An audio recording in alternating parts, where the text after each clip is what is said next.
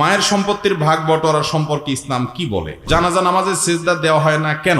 বাবা মায়ের দিকে নেক্সট সুরতে তাকালে কবুল উমরার সওয়াব পাওয়া যায়, হাদিসটি কি সহিহ? এরপরে প্রশ্ন হলো, ফরজ নামাজের পর ইমাম সাহেব মুসল্লির দিকে ফিরে বসবেন নাকি কিবলার দিকেই থাকবে? এটার সুন্নাহ পদ্ধতি কি? প্রশ্ন হলো, সন্তান জন্মের পর আজান দেওয়ার নিয়ম কি?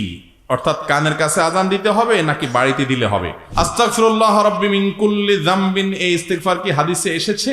গর্ভাবস্থায় বিশেষ কোনো আমল আছে কিনা? এরপরে প্রশ্ন হলো, স্ত্রী সহবাস করার পর ফরজ গোসল না করে মুরগি জবাই করা যাবে কিনা? এরপর প্রশ্ন হলো, আমি হারাম সম্পর্ক থেকে অনেক দিন যাবৎ বের হয়েছি, কিন্তু যখন আমার এই হারাম সম্পর্ক ছিল তখন আমি সে মেয়ের থেকে কিছু টাকা নিয়েছি, এখন আমার কি সেই টাকাগুলো তাকে ফেরত দিতে হবে?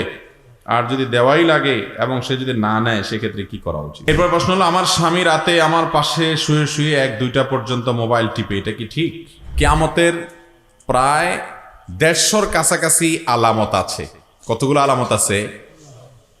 সৌদি আরবের একজন আলেম ডক্টর মুহাম্মদ আল আরিফি, তার একটা বই আছে নেহায়াতুল আলম, আশরাতুস সাহাবা কিয়ামতের আলামতের উপরে। এই বইয়ে তিনি কিয়ামতের 141টি আলামতের বিস্তারিত বিবরণ উল্লেখ করেছেন। ওইটাকে আমরা খুব সংক্ষেপ করে একটা পুস্তিকা করেছি, ওখান থেকেই পয়েন্টগুলো নিয়ে আমরা সংক্ষেপ করে একটা পুস্তিকা করেছি কিয়ামতের 141 আলামত নামে। এই 141 আলামতের ভিতরে 10টা হলো আলামতে কোবরা বা বড় আলামত, কিয়ামতের একদম শেষ মুহূর্তে যেটা দেখা যাবে। আর বাকি 131টা কোরআন হাদিস ঘেটে তিনি বাইর করেছেন, এগুলো হলো অনেক আগে থেকে দেখা যাবে। এই আলামতগুলোর মধ্যে এই কিয়ামতের নিদর্শনগুলো যেগুলো দেখলে বোঝা যাবে কিয়ামত কাছায় গেছে, এগুলোর মধ্যে থেকে একটা আলামত হলো যে নবী করিম সাল্লাল্লাহু আলাইহি ওয়াসাল্লামের ঐতিহাসিক হাদিস আপনারা অনেকেই জানেন। তিনি বলেছেন যে তোমরা একটা সময় আসবে দেখবে ওয়া আনতালিদাল আমাতু রাব্বাতাহা ওয়া আন তারাল হুফাতাল উরাতাল আলাতা রিআ আশ-শা'ইয়াতা তাওয়ালুনা ফিল বুনিয়ান। এক সময় পায়ে জুতাও ছিল না, রাখাল ছিল, সমাজের খুব হীন দিনও ছিল।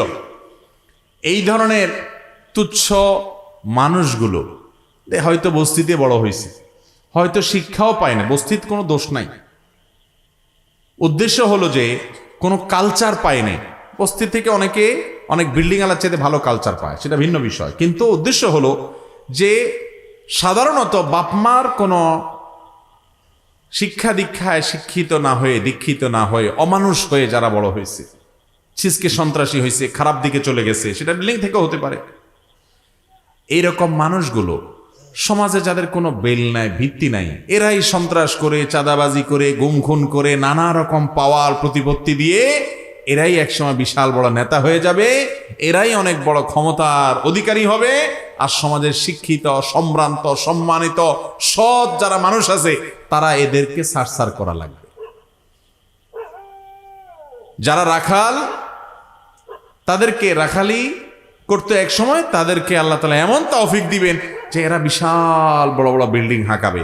আপনি এখন মধ্যপ্রাচ্যের দিকে যদি তাকান, দেখবেন যে মধ্যপ্রাচ্যের মানুষেরা, আরব আমিরাত, অন্যান্য দেশ দেখবেন, তারা একসময়, বেশি দিন আগের কথা না, তাদের বাপদাদারা ওই সাগরের মাছ ধরে ধরে তারা কোন রকম জীবন চালাইছে, ছাগলের রাখালি করে তাদের জীবন চলছে, কিছুই ছিল না। এখন পৃথিবীর সবচেয়ে বড় বড় বিল্ডিং গুলো সব তাদের। হয়েছে কি হয় নাই? যত সব চোর, বাটপার, দুর্নীতিবাজ, সিসকে সন্ত্রাসী, আপনার কি বলে, আপনার এলাকার পাড়ার মাস্তান, এরাই একসময় নেতাগোতা হয়ে তারা এখন বিশাল কিছু হয়ে যায়, এরপর আপনারা তাদেরকে সারসার করা লাগে। এটা কিয়ামতের আলামত। নবী রাসূলুল্লাহ সাল্লাল্লাহু আলাইহি ওয়াসাল্লাম বলেছেন এটা হবে। সন্তান নিজের মায়ের সাথে এমন আচরণ করবে, মনে হবে যে মা হলো কোনো দাসী আর সে হলো মালিক, এমন আচরণ করবে। আজকাল ঘরে ঘরে সেটা হয়ে গেছে না যায় নাই? এরকম চরিত্র আজকাল ঘরে ঘরে হয়েছে না হয় নাই? এগুলো কিয়ামতের আলামত। আল্লাহ তাআলা আমাদেরকে কিয়ামতের জন্য প্রস্তুতি গ্রহণ করার তৌফিক দান করুন। কিয়ামতের আলামত জানলে হবে না, শুধু কিয়ামতের জন্য কি করতে হবে? প্রিপারেশন নিতে হবে। এরপর প্রশ্ন হলো, আমার স্বামী রাতে আমার পাশে শুয়ে শুয়ে 1-2টা পর্যন্ত মোবাইল টিপে, এটা কি ঠিক? এই রোগে তো বেশিরভাগ মানুষই রোগী। এই বেচারি হয়তো তার কোনো দামি মোবাইল নাই, অ্যান্ড্রয়েড সেট, স্মার্টফোন নাই, হয়তো শুধু স্বামী একলা একলা টিপে। আর যাদের ঘরে বউ জামাই দুইজনের আছে, তারা দুইজনে 2টা টিপে, আর বাচ্চা একবার বাপেরটা দেখে, একবার মায়েরটা দেখে। ভাইরা আমার, আমাদের সংসারগুলোকে শেষ করে দিছে এই স্মার্টফোনে। স্মার্টফোন, এটার ব্যবহার যদি আপনি ভালো করতে পারেন, এটা হলো সাপের বিষ দিয়ে ঔষধ বানানোর মতো। আপনি যদি এটার ভালো ব্যবহার করতে পারেন, তাহলে এটা দিয়ে আপনি অনেক সওয়াব কামাইতে পারবেন, অনেক উপকার পাবেন। আর যদি আপনি এটাকে সঠিকভাবে ব্যবহার করতে না পারেন, বরং আপনি যদি নিজেই ডাইরেক্ট হয়ে যান এটার পিছনে গিয়া, অহেতুক ঘন্টায় ঘন্টা টিপেন, কেন টিপেন নিজেও জানেন না, ফেসবুক ইউটিউবে ভূতের মতো পড়ে থাকেন, সারাদিন ঘাঁটতে থাকেন, সময় নষ্ট করেন, তাহলে ওই বিষধর সাপের বিষ দিয়ে ঔষধ বানানোর যাত্রার কাম না।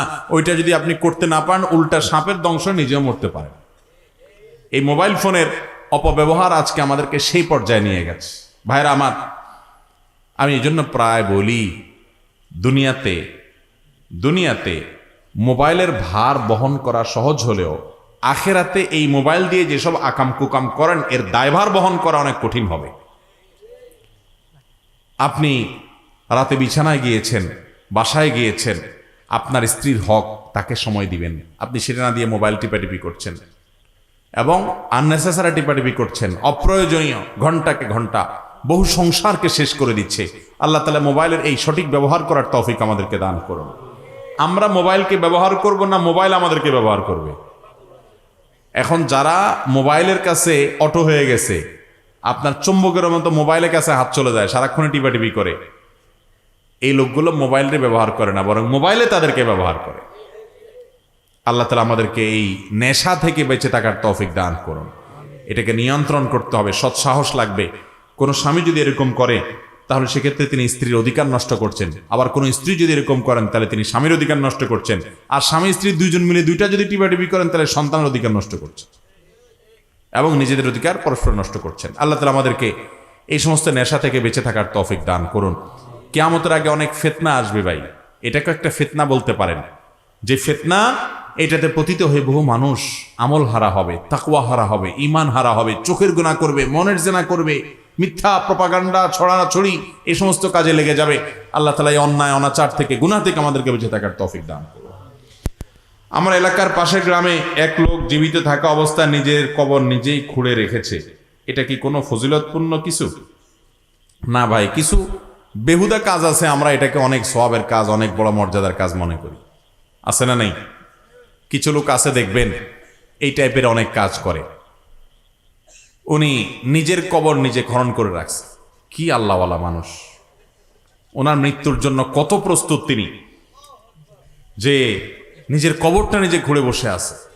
হ্যাঁ ও ভাই, আপনার কবর খনন করার দায়িত্ব পুরো এলাকাবাসীর কেউ যদি আপনার কবর খনন না করে, তাহলে সবাই ফরজে কিফায়ার, ফরজ তরক করার গুনাহ হবে।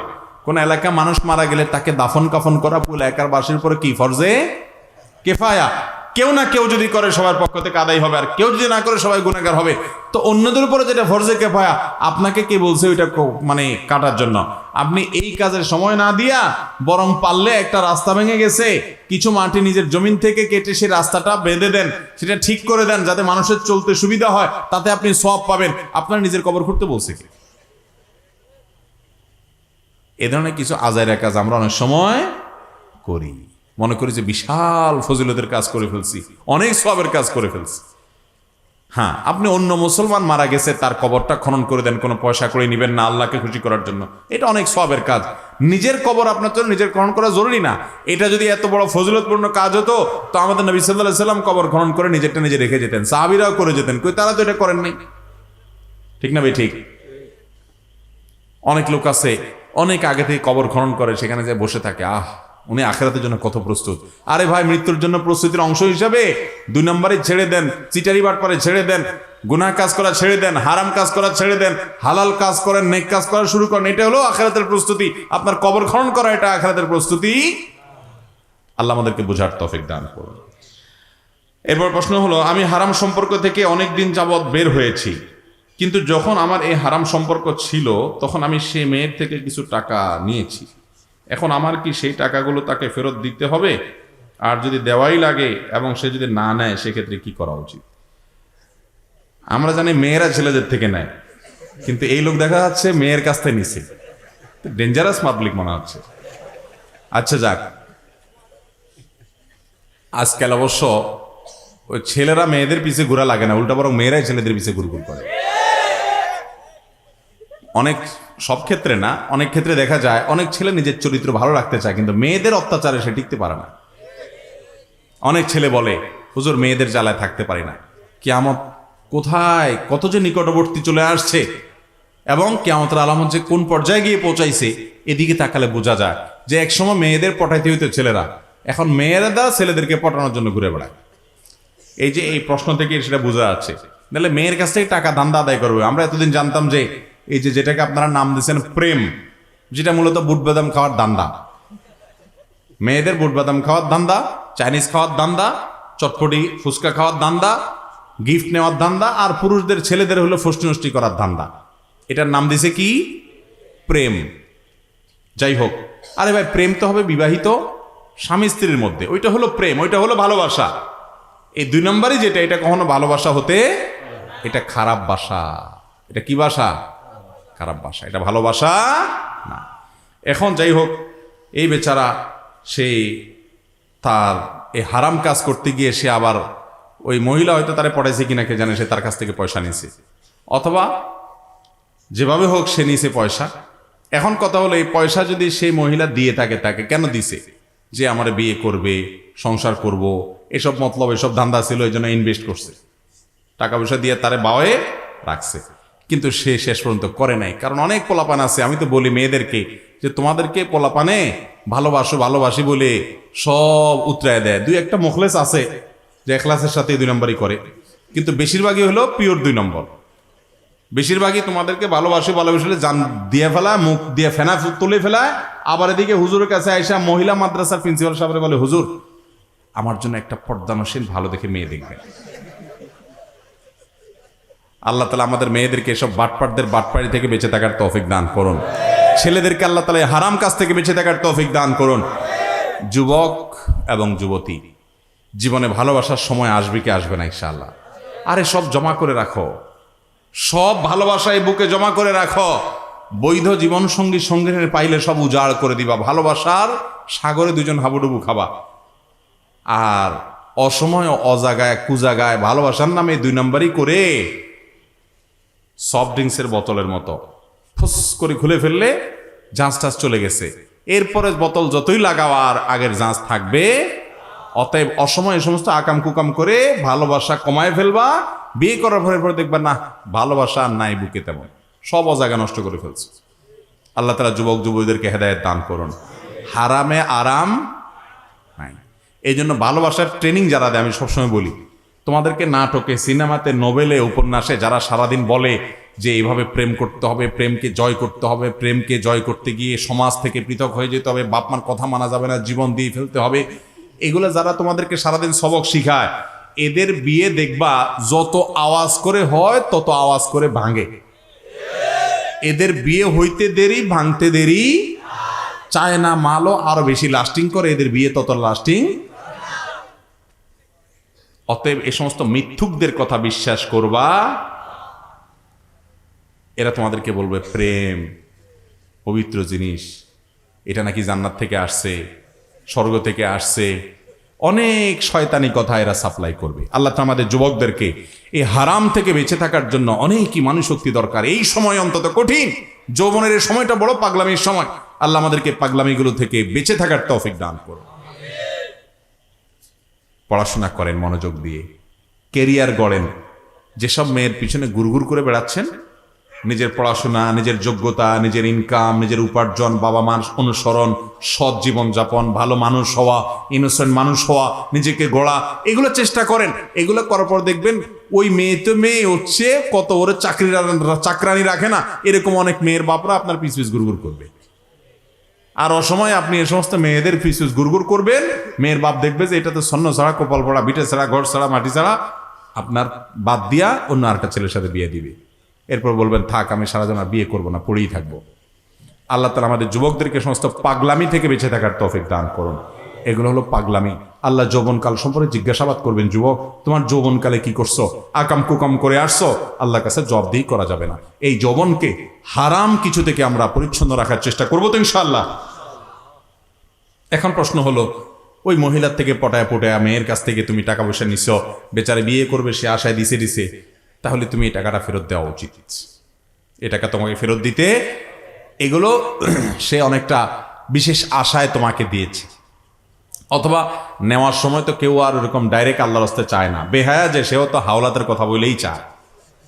অতএব তুমি হাওলাত বলে নিছ, এরকমই হওয়ার কথা। যদি সেটাই হয় তাহলে তো হাওলাত তোমাকে অবশ্যই পরিশোধ করতে হবে। আর যদি গিফট পারস্পরিকভাবে দিয়ে থাকো একজন অন্যজনকে, তাহলে সেক্ষেত্রে গিফট ফেরত দেওয়া কোনো আবশ্যক নয়। তবে এমন কোনো গিফট যদি হয় সেটা দেখলে তার কথা বারবার মনে পড়বে, আবার সে গুনাহের জগতের জল্পনা কল্পনা হারিয়ে যাবা, তাহলে ওটা তুমি হয় ফেরত দাও, আন্দোলন অন্য কাউকে দান করে দাও, ওটা চোখের সামনে রাখিও না, কারণ তো ওটা তোমাকে গুনাহের দিকে আবার যেতে প্ররোচিত করতে পারে। আর নগদ টাকা পয়সা হলে যেটা নিছো এটা আদায় করে দাও, ঠিক আছে না ইনশাআল্লাহ? যুবকরা এই আকাম কুকাম ছেড়ে দিবেন, যারা নিয়ত করছেন হাত তোলেন। তার মানে সবার আগে ছিল। আল্লাহ তাআলা বেঁচে থাকার তৌফিক দান করুন। এরকম যুবক এখন পাওয়া কঠিন, যে যুবকের চরিত্রে কোনো কালিমা লাগে। বাবারা চাচারা এই পোলাপান তাড়াতাড়ি বিয়ে দেন, তলে তলে কত হারামে তারা লিপ্ত, বেশিরভাগ যুবকরা আপনারা জানেনও না। আল্লাহ আমাদের যুবকদের তাড়াতাড়ি বিয়ের ব্যবস্থা করে দেখ, যুবতীদের তাড়াতাড়ি বিয়ের ব্যবস্থা করে দেখ, মুরব্বী চাচাদেরকে আল্লাহ তাআলা হেদায়েত দান করুক, মাদের দিলকে আল্লাহ নরম করে দেখ, যুবকদেরকে আল্লাহ কাজ করার তৌফিক দান করুক, 2 নম্বরে ছাড়ার তৌফিক দান করুক। এরপর প্রশ্ন হলো, মায়ের সম্পত্তির ভাগ বটোয়ারা সম্পর্কে ইসলাম কি বলে? বাবার সম্পদ যেভাবে বন্টন হবে একই পদ্ধতিতে মায়ের সম্পদও বন্টন হবে। বাবার সম্পদে মেয়েরা ছেলেদের অর্ধেক পাবে, মায়ের সম্পদেও একইভাবে লিযযাকারি মিসলু হাজ্জিল উনসায়াইন।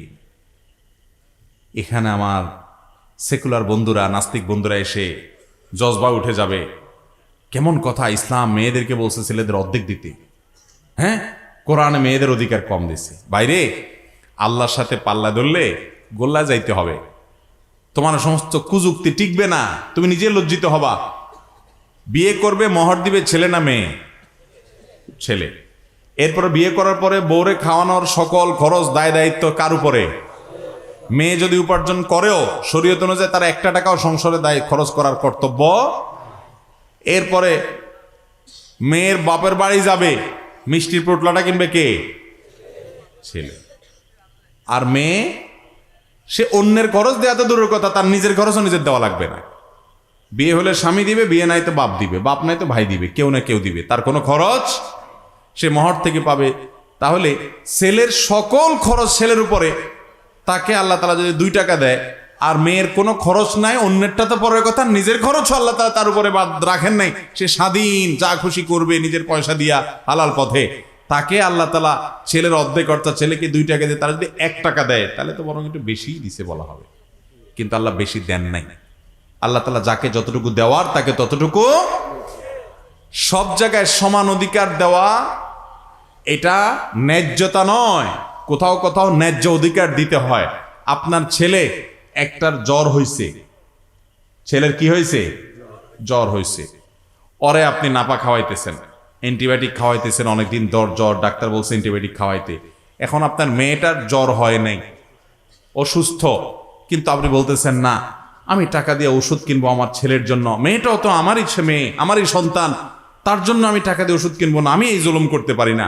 আপনি অ্যান্টিবায়োটিক আর না পায় না তারাও খাওয়াইলেন, এটা কি ইনসাফ হবে না জুলুম হবে? অতএব সব জায়গায় সমান সমান খুঁজতে হয় না, কোথাও কোথাও ন্যায্যতার জন্য কম বেশি করাটাই বরং কি হয় ন্যায্যতা। ছেলে যেটা 20 বছর বয়স, ওর জন্য জামা কিনছেন যে সাইজের, চিন্তা করছেন ছোটটাও তো আমার ছেলে, আরেকজনের না, অতএব ওর জন্য একই সাইজ জামা কিনবো, ছোট সাইজ জামার দাম কম, ওইটা আমি কেন কিনবো? কিনলেন ওরকম একটা জামা তার জন্য, ইনসাফ হবে না জুলুম হবে? আল্লাহ তাআলা যাকে যা দেয়া দরকার তাকে তা দিয়েছে, তোমার মতো নাস্তিকের পণ্ডিতি করা লাগবে। আমরা আমাদের রবের উপর ঈমান আনছি, আমাদের রব যা বলেছেন ওর চাইতে যৌক্তিক, ওর চাইতে লজিক্যাল, ওর চাইতে প্রয়োজনীয় আর কিছু হতে পারে। অতএব মায়ের সম্পদেও ওই যে হারে বাবার সম্পদে পাবে, একইভাবে ভাই বোনরা বাবার সম্পদের মতোই মায়ের সম্পদেও ভাগ পাবে। এরপরে প্রশ্ন হলো, জানাজা নামাজে সিজদা দেওয়া হয় না কেন? গুরুত্বপূর্ণ প্রশ্ন। জানাজা নামাজ এটাতে রুকু আছে, সিজদা আছে? তাহলে কেমন নামাজ এটা? রুকুও নাই, সিজদাও নাই, বৈঠকও নাই, শুধু দাঁড়ানো আছে। তো এই প্রশ্নের উত্তর হলো, মূলত জানাজা নামাজ এটা কোনো আসল পূর্ণাঙ্গ কোনো নামাজ না। এটা মূলত এটা দোয়ার আয়োজন। এটা কিসের আয়োজন? দোয়ার আয়োজন। সেজন্য সেখানে রুকু সিজদা নেই, বৈঠক নাই, এটা গতানুগতিক নামাজ না। এখানে যে সলাৎ বলা হয়, নামাজ বলা হয়, নামাজ শব্দের, সলাৎ শব্দের অর্থ মূলত দোয়া। সলাতুল জানাজা মানে মৃত ব্যক্তির জন্য কি? এটা মূলত তার জন্য দোয়ার আয়োজন, সেজন্য দাঁড়িয়ে তার জন্য দোয়া করা হয়। রুকু সিজদা তো আল্লাহ তাআলার প্রতি কৃতজ্ঞতা নিবেদন। এখানে আল্লাহর প্রতি কৃতজ্ঞতাটা মুখ্য না, মুখ্য হলো মুর্দার জন্য কি করা? ওই দোয়ার প্রয়োজনে আল্লাহর প্রশংসা করি, আমরা সানা পাঠ করি, আল্লাহর প্রশংসা আমরা সেখানে করি, ফাতিহা পাঠ করি, দুরুদ পাঠ করে নবীজির প্রতি দুরুদ, যাতে করে দোয়া কবুল হয়। এটা পুরোটা দোয়া। জানাজা নামাজটা মূলত কি? এটা কোনো গতানুগতিক নামাজ না, যার কারণে সেখানে রুকু সিজদা নাই। টয়লেটে থাকা অবস্থায় আজানের জবাব দেওয়া যাবে কিনা? না, টয়লেটে থাকা অবস্থায় আজানের জবাব দিবেন না। কারণ টয়লেট নোংরা জায়গা, নাপাক জায়গা। নাপাক জায়গায় আল্লাহর নাম উচ্চারণ করা মাকরুহ, অপছন্দনীয়। এটা আল্লাহর শানের খেলাফ যে অপবিত্র জায়গায় আল্লাহর নাম নিবেন, আল্লাহর নাম পবিত্র জায়গা নিবেন। সেজন্য টয়লেটে আজানের জবাব দেওয়া যাবে, মনে মনে জবাব দিতে পারেন, মুখে উচ্চারণ করা ছাড়া। কথা কি বুঝতে পারছি? এরপরে প্রশ্ন হলো, স্ত্রী সহবাস করার পর ফরজ গোসল না করে মুরগি জবাই করা যাবে কিনা? যাবে, কোনো অসুবিধা নেই। ফরজ গোসল করা ছাড়া হাঁস, মুরগি, গরু, ছাগল এগুলো জবাই করতে কোনো অসুবিধা। ফরজ গোসল দ্রুততার সাথে করে ফেলাই ভালো। কোনো কারণে যদি মনে হয় যে এখন গোসল করব না, নামাজের আরো বাকি আছে, 1 ঘন্টা 2 ঘন্টা আরো পরে করব, তাহলে আপনি এই ফাঁকে অন্যান্য কাজ করতে পারবেন, করলে গুনাহ হবে না। তবে উত্তম হলো ওযু করে নিয়ে তারপর অন্যান্য কাজ করা। যদি ওযু না করেও করেন, তাতেও মুরগি খাওয়া হালাল হবে, জবে হালাল হয়ে যাবে, কোনো অসুবিধা হবে না। আমাদের দেশে মহিলাদের ব্যাপারে ফতোয়া দেওয়া হয় যে মহিলারা গোসল ফরজ হলে ঘরের কোনো কাজ করতে পারবে না, বাচ্চারা দুধ খাওয়াতে পারবে না। বোগাস কথা, ভিত্তিহীন কথা। এটা মহিলা আর পুরুষের জন্য আলাদা কোনো পার্থক্য। গোসল ফরজ হলে দেরি না করে তাড়াতাড়ি গোসল করে ফেলা উত্তম, মহিলার জন্য পুরুষের জন্য সমান কথা। যদি কোনো কারণে দেরি করতে হয়, তাহলে আপনি গোসল ফরজ হয়েছে রাত 10টা, 11টা, 12টা, 1টা, ফজর নামাজ এখনো বাকি আছে, আপনি ফজরের আগ দিয়ে গোসল করতে চাচ্ছেন, চলবে, অসুবিধা নেই, ফজরের আগে তো করতেই হবে। তো আপনি এই সময়টা ঘুমাইতে চাচ্ছেন, ওযু করে ঘুমান, এটা উত্তম। যদি ওযু করা ছাড়াও গুনাহ হবে না, এটা জাস্ট উত্তম অনুত্তমের ব্যাপার। অতএব মুরগি জবে করলে সে মুরগি খাওয়া হালাল হবে, হাড় জবা করতে পারেন, তাতে জবে হয়ে যাবে, কোনো অসুবিধা নাই। এরপরে প্রশ্ন হলো, গর্ভাবস্থায় বিশেষ কোনো আমল আছে কিনা? গর্ভবতী মায়েরা গর্ভাবস্থায় তারা কোনো আমল করবেন কিনা? এর উত্তর হলো যে, সুনির্দিষ্ট করে গর্ভবতী মায়ের জন্য এই আমল, এই দোয়া, এই সূরা, আলাদা আলাদা বিভিন্ন জিকিরের কথা কোরআন হাদিসে বলা হয়েছে, এরকম কোনো সুনির্দিষ্ট জিকির বা দোয়া নাই। তবে এটা ঠিক যে অভিজ্ঞতা দ্বারা প্রমাণিত, তাজরিবা দ্বারা প্রমাণিত যে গর্ভাবস্থায় মায়েরা তাদের গর্ভস্থ সন্তান যাতে নেক হয়, ভালো হয়, গর্ভাবস্থায় তারা যে নেকামলগুলো করে, এর একটা প্রভাব সন্তানের উপরে অনেক সময় পড়ে।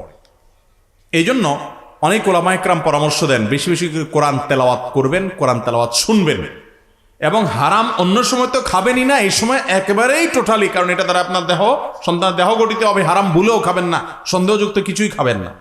সেই সাথে আল্লাহ যেন সন্তানটাকে নেক বানান, চোখের পানি ফেলে দোয়া করবেন, আল্লাহ আমার অনাগত সন্তানটাকে আপনি নেক বানান, ভালো মানুষ বানান। এই যুগে কোটিপতি হওয়া, কোটি কোটি টাকা বানানো এত কঠিন না, নিজের সন্তানটাকে মানুষ বানানো যত কঠিন। শিক্ষিত বানানোর কথা আমি বলছি না, শিক্ষিত বানানো সোজা, আলেম বানানো সোজা, কঠিন কিচ্ছু না। ভালো একটা মাদ্রাসা দিয়ে দিলেন, আলেম হয়ে যাবে। মানুষ হওয়া, মুত্তাকি হওয়া, ইমানদার হওয়া, আল্লাহ বিরু হওয়া, এটা সবচেয়ে কঠিন কাজ। এই জন্য গর্ভস্থ সন্তানের জন্য চোখের পানি ফেলে দোয়া করবেন। অনেক মেয়েরা এই সময় অসুস্থ থাকেন, টেলিভিশন দেখে, গান শুনে, ফিল্ম দেখে সময় নষ্ট করে। আহা, এর কুপ্রভাব আমরা দেখতেছি। সন্তানরা, ছেলে মেয়েরা আজকাল কি পরিমাণ বখায়াত হয়ে যাচ্ছে। এই জন্য গর্ভাবস্থায় মায়েরা নেকামল করবেন, কোরআন তেলাওয়াত করবেন, জিকির আজকার করবেন, দোয়া দুরুদ করবেন, আল্লাহর কাছে গর্ভ যেন খালাস হওয়া যেন সহজ হয় সেজন্য দোয়া করবেন, গুনাহের কাজ করবেন না। আল্লাহ আমাদের আমলের তৌফিক দান করুন। আস্তাগফিরুল্লাহ রাব্বি মিন কুল্লি যামবিন, এই ইস্তিগফার কি হাদিসে এসেছে? আস্তাগফিরুল্লাহ রাব্বি মিন কুল্লি যামবিন ওয়া আতুবু ইলাইহি, এরকম এই ইস্তিগফারটার অর্থের মধ্যে খারাপ কিছু নাই, এটা পড়া যাবে। কিন্তু হাদিসে ইস্তিগফারটা এভাবে বর্ণিত হয়েছে বলে আমার জানা নাই কোনো বিশুদ্ধ হাদিসে। তবে বিশুদ্ধ হাদিসে যেটা আছে সেটা হলো আস্তাগফিরুল্লাহ আল্লাযী লা ইলাহা ইল্লা হুয়াল হাইয়ুল কাইয়্যুম ওয়া আতুবু ইলাইহি, এটা হাদিসে বর্ণিত আছে। আরেকটা ইস্তেগফার বর্ণিত আছে যেটা হলো সাইয়্যিদুল ইস্তেগফার, সকল ইস্তেগফারের মধ্যে সেরা ইস্তেগফার। সেটা কি? আল্লাহুম্মা আনতা রাব্বি লা ইলাহা ইল্লা আন্ত, আল্লাহ আপনি আমার রব, আপনি ছাড়া সত্যিকারের কোনো মাবুদ নাই। খালাকতানি, আপনি আমাকে সৃষ্টি করেছেন। ওয়া আনা আবদুকা, আমি আপনার গোলাম। ওয়া আনা আলা আহদিকা ওয়া ওয়া'দিকা মাস্তাতা'তু, আমি আপনার ওয়াদা, আপনার অঙ্গীকারের উপরে যতটুকু পারতেছি আমি চলার চেষ্টা করতেছি। আউযু বিকা মিন শাররি মা সানাতু, আমি যে সমস্ত গুনাহ করে ফেলেছি এর জন্য আপনার কাছে পানাহ চাই। আবু লাকা বিনি'মাতিকা আলাইয়া, আপনি আমার উপর অনেক নিয়ামত দিয়েছেন, আমি স্বীকার করি। ও আবু লাকা বিযামবি, আমি অনেক গুনাহ করে ফেলেছি সেটাও আমি স্বীকার করি। ফাগফিরলি, অতএব আমাকে মাফ করে দিন। ফাইন্নাহু লা ইয়াগফিরুদ যুনুবা ইল্লা আনতা, কারণ আপনি ছাড়া কেউ কোনো গুনাহ মাফ করতে পারে না। দারুণ একটা ইস্তেগফার, এটার অর্থের দিকে তাকালে আপনার মধ্যে আবেগ আসবে। আল্লাহুম্মা আনতা রাব্বি লা ইলাহা ইল্লা আন্ত খালাকতানি ওয়া আনা আবদুকা ওয়া আনা আলা আহদিকা ওয়া ওয়া'দিকা মাস্তাতা'তু আউযু বিকা মিন শাররি মা সানাতু আবু লাকা বিনি'মাতিকা আলাইয়া ওয়া আবু লাকা বিযামবি ফাগফিরলি ফাইন্নাহু লা ইয়াগফিরুদ যুনুবা ইল্লা আনতা। যদি সকালে কেউ ইস্তেগফার পড়ে, সন্ধ্যায় যদি কেউ ইস্তেগফার পড়ে, সকালে পড়লে সারাদিন, সন্ধ্যা পড়লে সারা রাতের ভিতরে যদি তার মৃত্যু হয়, সে সোজা জান্নাতে যাবে ইনশাআল্লাহ।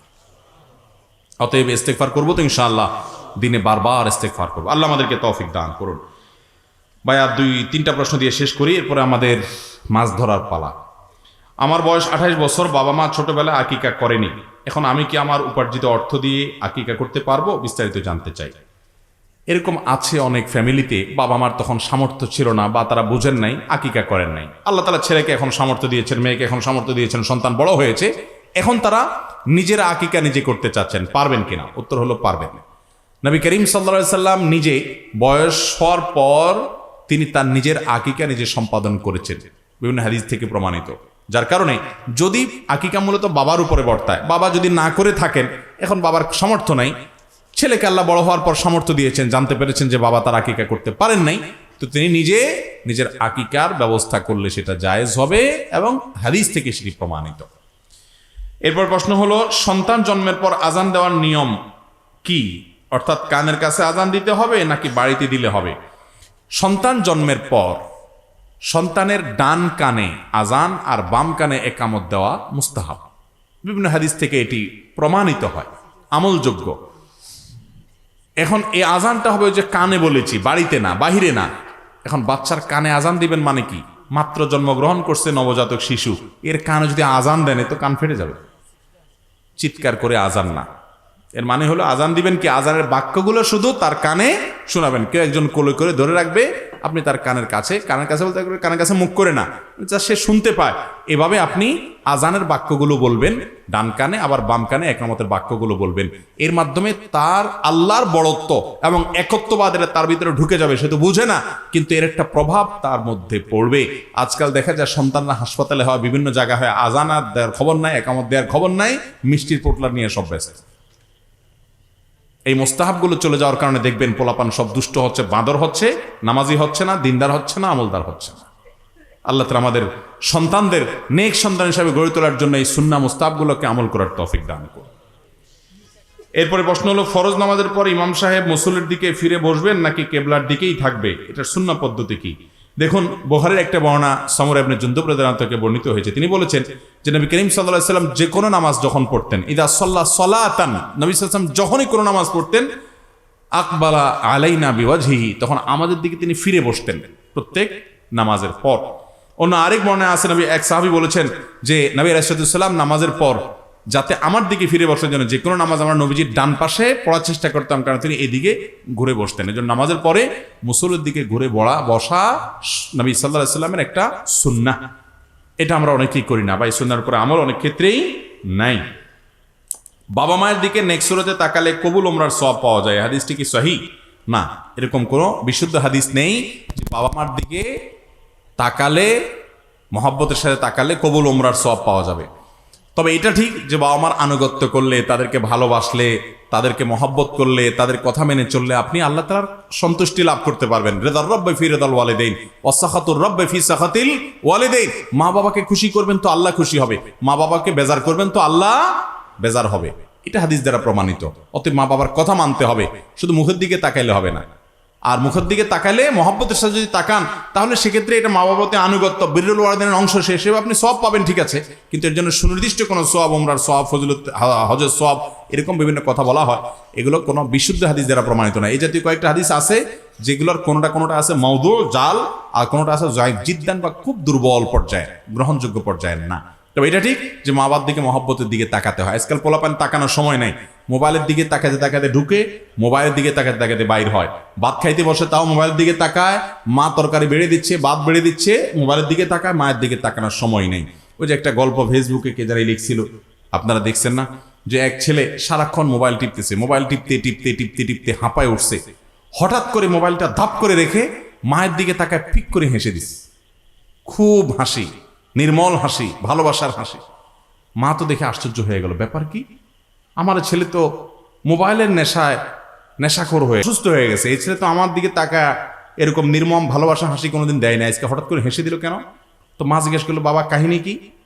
ছেলে তখন বলতেছে, মা মোবাইলের চার্জ শেষ হয়ে গেছে,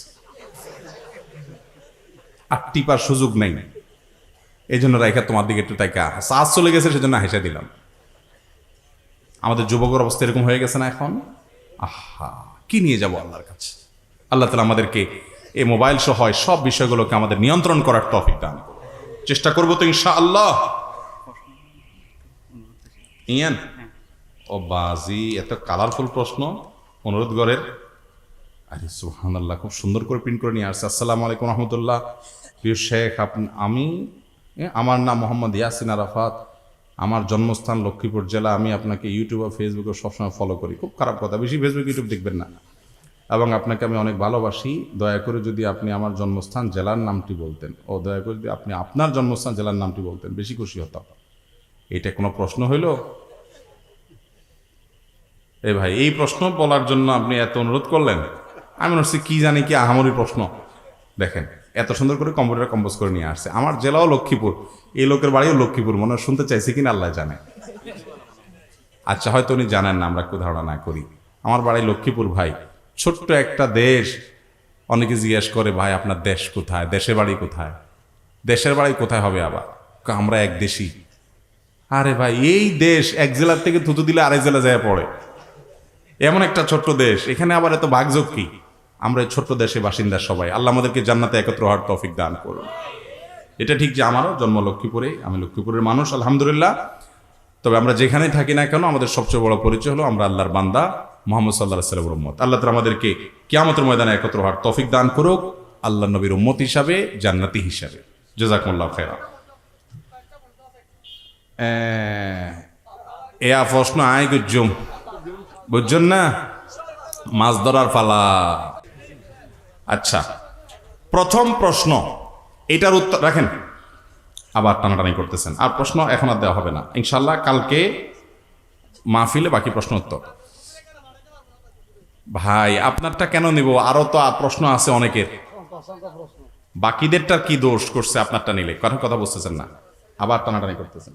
আপনার বললাম তো এগুলো, হ্যাঁ, ঘাটাঘাটি করেন না ভাই। আমি নবী করিম সাল্লাল্লাহু আলাইহি সাল্লামের কতগুলো বৈশিষ্ট্যের কথা বলছিলাম, এই 15টার সবগুলা বলতে পারবে যে সে হাত তোলেন। ও বাজি, এত বড় কলিজা, ওই যে দাঁড়িয়ালা, হ্যাঁ ওই ভাই আগে হাত তুলছে। সবগুলা বলতে পারবেন? বলে কি, সবগুলা যদি বলতে পারেন, সবচেয়ে বড় পুরস্কার, আবার নগদ ক্যাশ টাকা দেব ইনশাআল্লাহ। বলেন।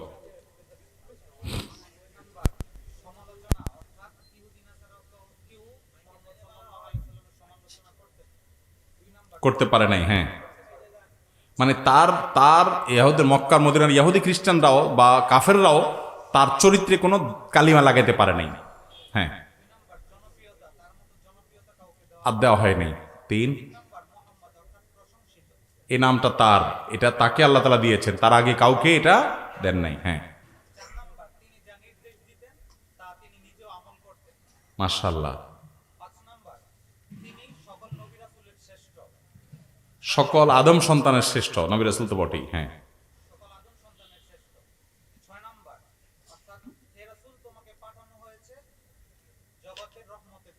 সকলের জন্য তিনি রহমত হয়ে এসেছেন, এটা তার বৈশিষ্ট্য। সকল জগৎ সমূহের জন্য। হ্যাঁ, সকল সারা পৃথিবীর সকলের জন্য রাসূল হয়ে এসেছেন, এটা অন্য কাউকে দেওয়া হয়নি। হ্যাঁ,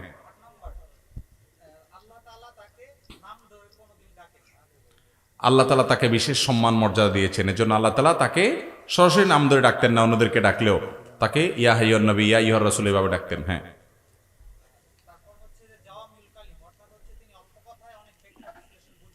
মাশাআল্লাহ, অনেক অল্প কথায় অনেক কিছু বলতে পারতেন, এটা অন্য কাউকে দেওয়া হয়নি। আর কি বলে, ইন্নাকা লা আলা খুলুকিন আযীম, আপনি সবচেয়ে মহান চরিত্রের অধিকারী, আল্লাহ নিজে তাকেই সার্টিফিকেট দিয়েছেন, এটা অন্য কারোর ছিল না এত বেশি। হ্যাঁ,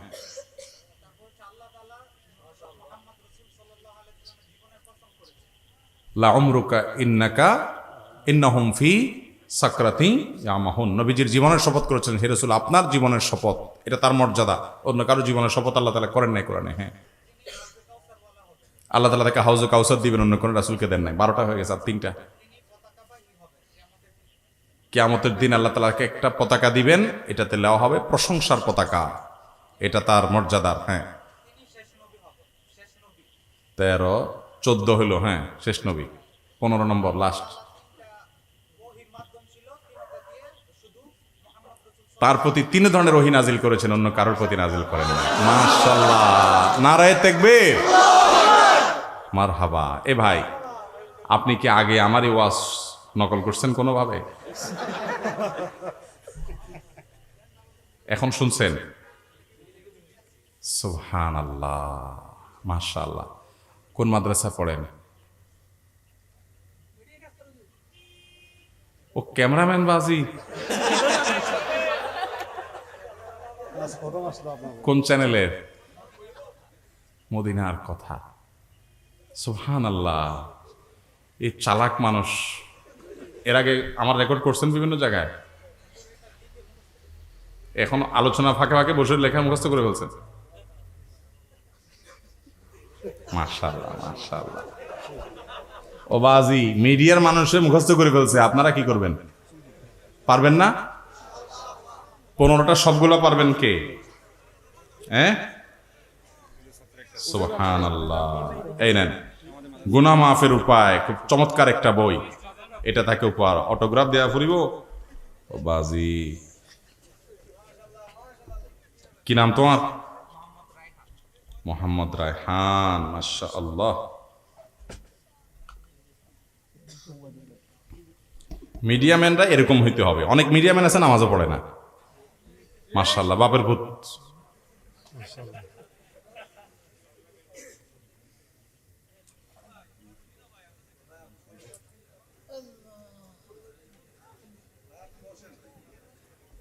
নাও,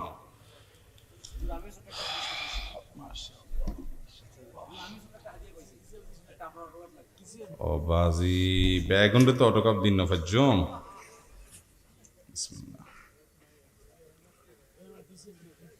হ্যাঁ, দিদন। আচ্ছা, ঠিক আছে ভাই। এরপরে দ্বিতীয় প্রশ্ন, একটু একটু একটু আস্তে আস্তে, কথা না বাড়াই।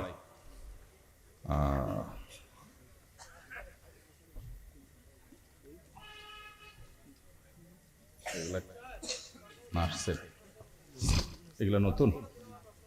হ্যাঁ, বাবা মায়ের মুখের দিকে তাকালে উমরার সওয়াব পাওয়া যায় কিনা একজনে প্রশ্ন করছে। এই প্রশ্নের উত্তর দিতে গিয়ে আমি বাবা মায়ের মর্যাদা বোঝাতে গিয়ে একটা হাদিস বলেছি। যিনি হাদিসটা বলতে পারবেন, মুখে বলা যাবে না, শুধু হাত তুলতে হবে।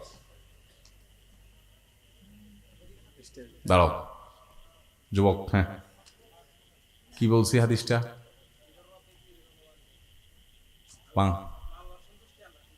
আর আল্লাহর সন্তুষ্টি। কোন মাদ্রাসার ছাত্র? বাজি, মাদ্রাসার ফোয়াসার তো নদীয়ম, আমি তো কলেজ ইউনিভার্সিটি পলাবেন খুঁজি। আচ্ছা, তারপরও সে উত্তর দিয়েছে, তাকে হাদিয়াটা দিয়ে দেন। হ্যাঁ, বিসমিল্লাহ, দিয়ে দেন। জাযাকুমুল্লাহ খাইর। আচ্ছা, আমরা একটা প্রশ্ন ছিল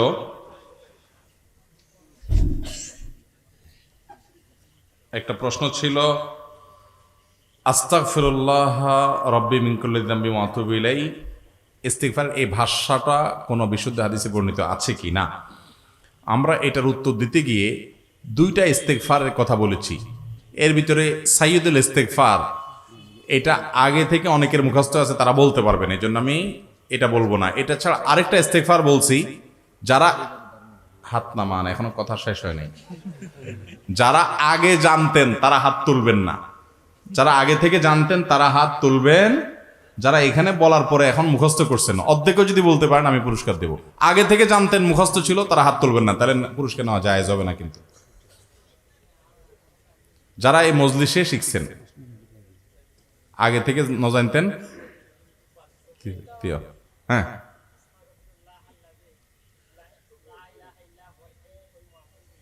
মাশাআল্লাহ, আগে থেকে জানা ছিল না? সত্যি এই প্রথম শেখা হয়েছে? সন্দেহ লাগে বাজি। না, মুসলমান মিথ্যা কথা বলার কথা না, ইমানদার। এই নেন পুরস্কার দিয়ে ফেলেন রে। আচ্ছা, এরপরে ছোট পোলাপান যারা আছো, 15 বছর বয়সের নিচে, বয়স 15-র নিচে, আজকে এই মাহফিল থেকে নতুন করে কি শিখছো এটা বলতে পারবা যারা, একটু হাত তোলো। 15 বছর বয়সের নিচে আছে না? এখন গিয়া আছে কোনোটা? পিচ্ছি পোলাপান নাই? অনেকে আছে। এই তিয় তিয় তিয়, মাশাআল্লাহ। বলো তো তুমি আজকে ওয়াজ থেকে তুমি কি শিখলা নতুন করে?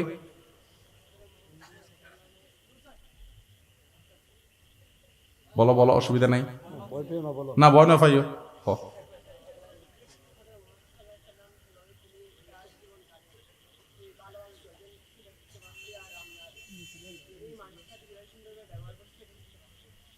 যেমন তার সুন্দর ব্যবহারের একটা কিছু বলো দেখি। আমরা অনেক গল্প বলেছি, অনেক ঘটনা বলেছি। তিনি বিশ্বস্ত ছিলেন, আমানতদার ছিলেন। হিজরতের সময় তার কাছে মানুষ অনেক কিছু জমা করে রেখেছে। শত্রুদের জিনিসও তিনি ঠিকমতো বুঝাই দেওয়ার জন্য কাকে বলে গেছেন।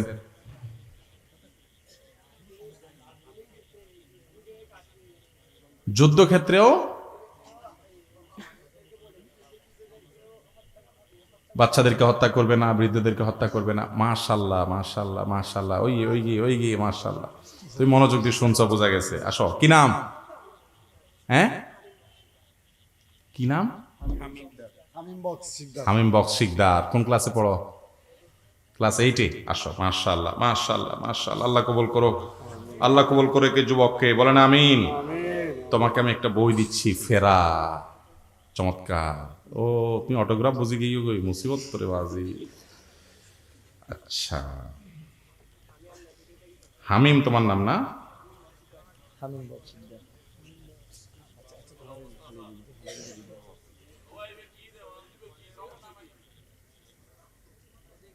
এই না ভাই,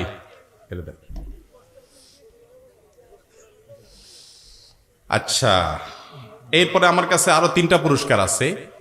আজকে এই মাহফিলে আসছেন, জীবনে কোনোদিন বিবাহিত মানুষ, এখানে রাখেন যে নতুন প্রশ্ন যেগুলো, এগুলো রাখেন। হ্যাঁ, বিবাহিত মানুষ এই মজলিসে আছেন, বউকে কোনোদিন গায়ে হাত তোলেন নাই এবং মা বাপ তুলে গালি দেন নাই?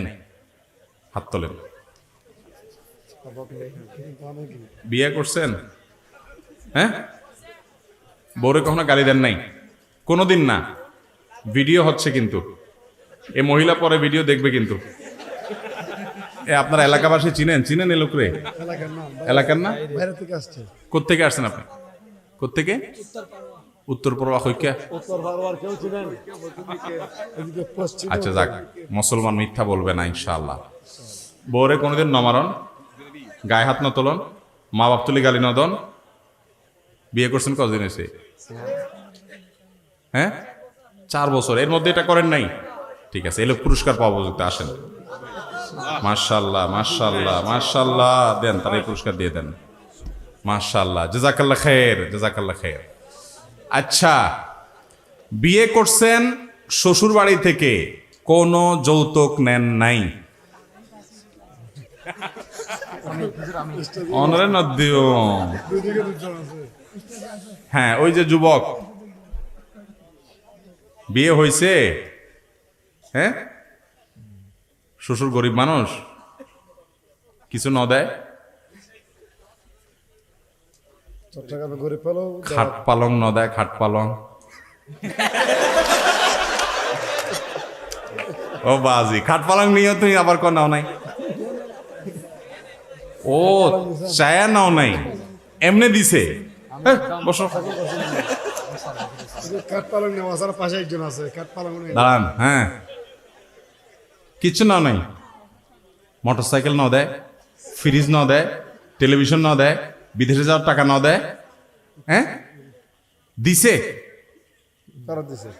অবুক চলতে আসেন, তোমাকেই খুঁজছে বাংলাদেশ। নারায়ে তাকবীর। যুবক যারা বিয়ে করেন নাই, শ্বশুর বাড়ি থেকে কোনো কিছু যৌতুক নিব, কিন্তু না নিলে আপনার বউকে আপনার মা খোঁচাবে, বোনে খোঁচাবে, তাদের সাথে বেয়াদবি করবেন না, কিন্তু বউয়ের পক্ষে বিনয়ের সাথে লড়বেন যে আমি বিয়ে করে একটা মেয়েকে এনেছি, এই মেয়েকে তার বাপ মা খাইয়ে পরিয়ে লালন পালন করে বড় করে দিয়েছে, উল্টা তাদেরকে আরো দেয়া দরকার, তাদের কাছ থেকে নেওয়াটা জুলুম। ঠিক আছে নি? আপনাদের চট্টগ্রামে যৌতুকের মাত্রা আরো বেশি, ঠিক না বেশি? অতএব যুবক শ্বশুরবাড়ি থেকে দিয়েছে কিন্তু ফেরত দিয়েছে, এটাই তো হওয়া উচিত। হ্যাঁ, বাড়ি কোথায়? আলম শাহপাড়া মাদ্রাসার কাছে। আল্লাহ কবুল করুক। এই যুবককে বেলা ফুরাবার আগে আরিফ আজাদের এই বইটা আমরা হাদিয়া করলাম। মাশাআল্লাহ। ও বাজি বেগুন অটোগ্রাফ দেয়া করিব, বেগুন সালা কই কি নাম? হ্যাঁ,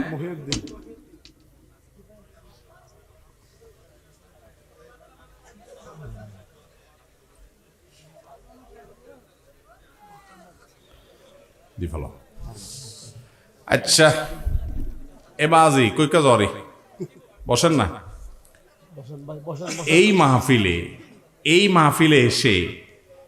মাহফিলে এসে কোনো একটা খারাপ কাজ ছাড়ার নিয়ত করে ফেলছেন, এখন না, আলোচনার এর আগে, আমার প্রশ্ন করার আগে কোনো একটা খারাপ কাজ আগে করতেন, মাহফিলে এসে আজকে নিয়ত করছেন যে এটা আমি আর করব না।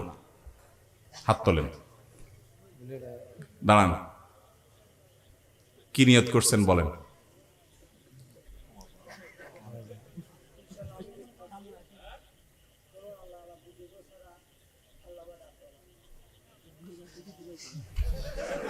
না, ঠিক আছে, সে মনোযোগ দিয়ে শুনছে। আমরা বলছি মাহফিলের শুরুতে আমার নামের আগে আল্লামা লাগাইছে।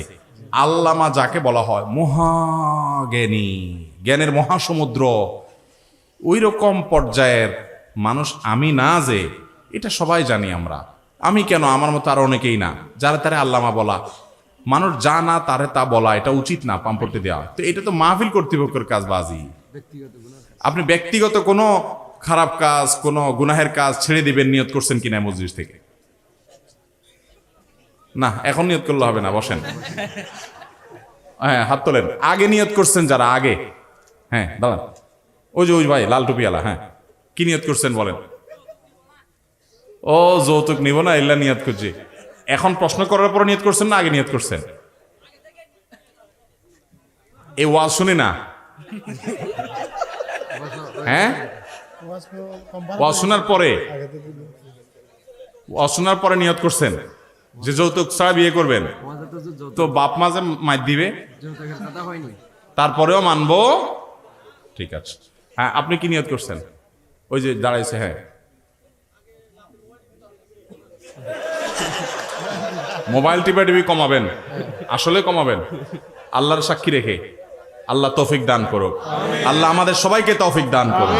এই মোবাইল আমাদের শেষ করে দিচ্ছে কি দিচ্ছে না? এটা টিপতে হবে প্রয়োজনে, প্রয়োজন ছাড়া ফাও সমনষ্ট করা যাবে। এজাজ পুরস্কার তো শেষ। কই তোমার কাছে বই আর আছে? এজাজ কই? হ্যাঁ, ওই যুবকের একটা বই দিয়ে দাও। এখানে আছে? হ্যাঁ, এটা দেওয়ার বই দাও। কি নাম যুবকের নাম? কি মকসুদুল ইসলাম, মোর্শেদ। ওই ইভেন নাম কি? আরমান। এই এখানে বই এখানে তো এজাজ আরমান।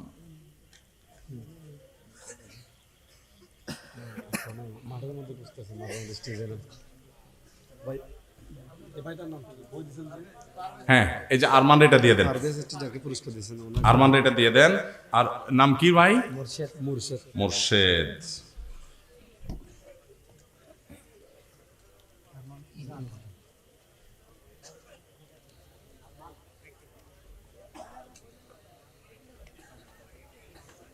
মোর্শেদের দিয়ে দেন এটা।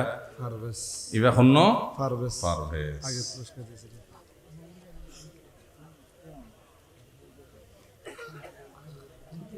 আমাদের পক্ষ থেকে হ্যাঁ, এই নাও পারভেজটা দিয়ে দাও। দোয়া করতে হবে, দোয়ার জন্য লোক লাগবে, আমি দোয়া করবো না, সম্মানিত দোয়া করি না আমি। হ্যাঁ, কোন একজন ওস্তাদের রাখবেন, আলেম কে আছে? একটা বিষয় নিয়ে তো খুব সমস্যা আছে, একটা কি? সমস্যা পরিবারে ধরে রাখতে চাচ্ছি। আর এই প্রশ্নের জন্য লোক অস্থির হচ্ছে, তার প্রশ্ন কই? কি প্রশ্ন? রাশেদ ভাই কই? আচ্ছা ভাই, একটা প্রশ্নের জন্য কর্তৃপক্ষ জোর করে বলতেছে, দেখি না এতগুলা করতে পারবো না, যে কোনো একটা। বিকাশের ব্যাপার তো, একটা কোনটা করবো সেটা বলো, টাইম নেই। ওইটা বেশিটা করবো বিকাশের। বিকাশের আমি অবস্থায় আমার পার্সোনাল বিকাশ সিম ও এজেন্ট সিমে বিভিন্ন গ্রাহকদের টাকা আসে, 1000 প্রতি খরচ 20 টাকা করে, অথচ বিকাশের কোম্পানি কি ক্যাশ আউট ফি 18 টাকা 50 টাকা হলে বাকি 1 টাকা 50 আমার জন্য হালাল হবে কিনা? হবে, কোনো অসুবিধা নেই। বিকাশ কোম্পানির এজেন্ট হিসাবে আপনাকে যে কমিশন দেয়, যে লেনদেন করলে এত পার্সেন্ট আপনার, আপনি পরিশ্রম করেন, সময় দেন, লেনদেন করেন, সেজন্য আপনি কমিশন নিচ্ছেন এজেন্ট হিসাবে, এটা আপনার জন্য জায়েজ হবে, এটা আপনার জন্য নাজায়েজ হবে। আমি একজন এখন অনার্সে পড়তেছি, পারিবারিক এবং চাকরির ক্ষেত্রে মুখে দাড়ি রাখার কারণে হয়, দাড়িকে কেটে ফেললে সমস্যা হবে? না, চাকরি কেটে ফেলবেন, চাকরি কেটে ফেলবেন, দাড়ি কেটে ফেলবেন না। মুসলমান ইমান আমল বিক্রি করবে না সামান্য কয়টা পয়সার জন্য। প্রয়োজনে রিক্সা চালায় খাবো, তবু আমার ইমান বিক্রি করব। অতএব কয়েকটা টাকার জন্য, টাকাকে আল্লাহর জমিনে যে দায় রাখে তারা কামায় না, হয়তো একটু কষ্ট করে চলতে হবে, কিন্তু সৎ চেষ্টা করতে হবে। আল্লাহ তাআলা আমাদের তৌফিক দান করুন। এই মাহফিলকে যারা কষ্ট করে এই পর্যন্ত নিয়ে আসছেন, অনেক প্রবাসীরা টাকা পয়সা দিয়েছেন, আর তারা সবাইকে উত্তম বিনিময় বলুন আমিন।